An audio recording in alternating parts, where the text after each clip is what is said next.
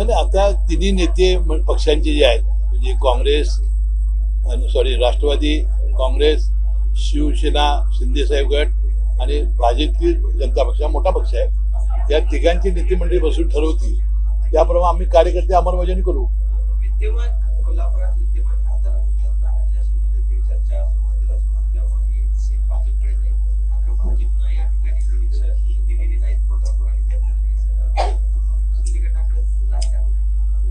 नाही, ज्या वेळेला एकनाथ शिंदे साहेब ज्यावेळेला त्यांनी भारतीय जनता पक्षावर सरकार स्थापन केलं त्यावेळी त्यांच्या जागा त्यांना द्याव्यात असं ठरलेलं होतं. आता जे काय व्हायचं असेल ते दोघांच्या संमतीने होईल.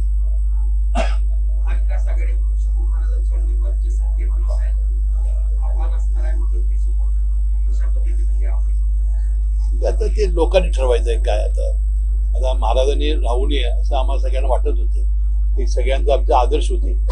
त्यांनी राजकारणात यावं का न यावं हा त्यांचा व्यक्तिगत प्रश्न आहे, लोकशाही आहे. पण आम्हाला वाटतं ते एक आदर्श स्थान असल्यामुळे ते तसंच राहावं अशी आमची इच्छा होती.